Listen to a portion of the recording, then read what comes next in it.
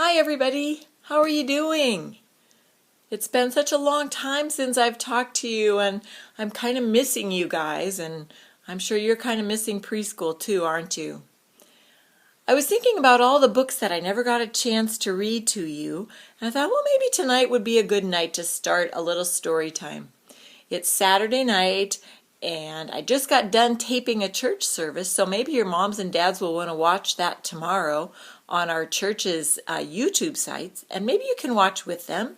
Pastor's going to talk about a lot of very good things that grown-ups need to hear, and maybe you'll hear something too. I found a book though that's about trees, and we all know what trees are like, don't we? Well, these trees are a little special. It's called The Legend of the Three Trees. And because we're so close to Easter, I thought this would be a good book just to maybe see why trees are so important to the story of Easter.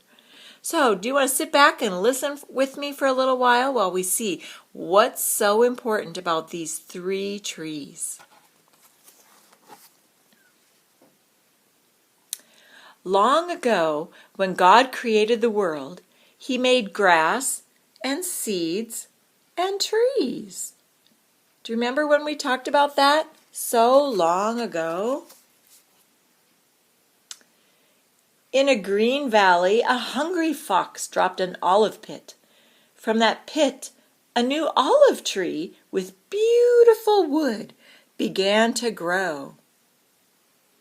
Now, I've never seen an olive tree, but there's one right there. It has lots of curvy branches, doesn't it?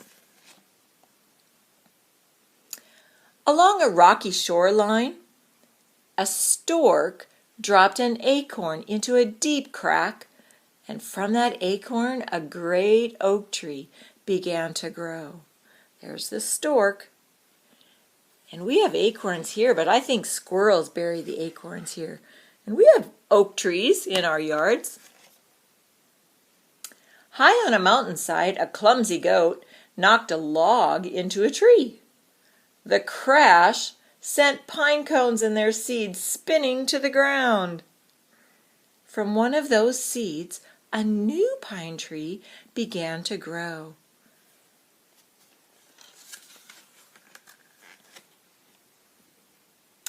Each of the trees had great dreams of what it would become. The olive tree hoped that its beautiful wood could become a treasure chest decorated with sparkling jewels. I don't know if I've ever seen a tree go into a treasure chest. The mighty oak hoped to become a strong ship. Proudly it would carry kings and queens across the waters.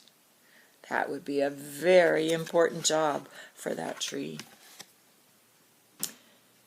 The tall, majestic pine hoped to always stay on the mountainside. There it would forever point people to God. See how tall it is? How straight up it's pointing? God had His own plan for each of the trees. The beautiful wood of the olive tree did not become a treasure chest. It became a feeding box for animals. But in that simple manger lay the greatest treasure of all time, God's only Son, Jesus. Do you remember our story? How Jesus was born and they put Him in a manger?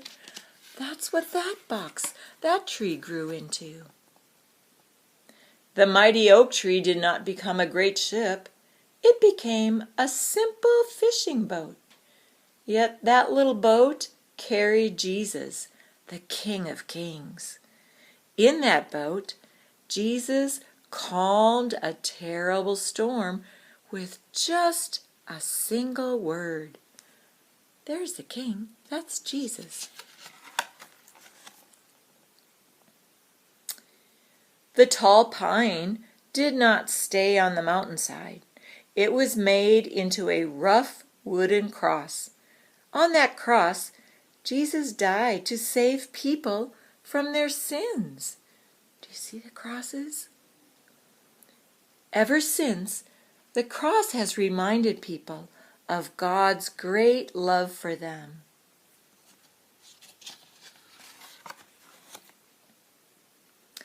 The dreams of the 3 trees came true. It was just not in the way they imagined. As with the 3 trees, God has a plan for each of us. And so we see God's ways are not always our ways, but His ways are always the best. And that's the end of our story. So you see, you know what, boys and girls?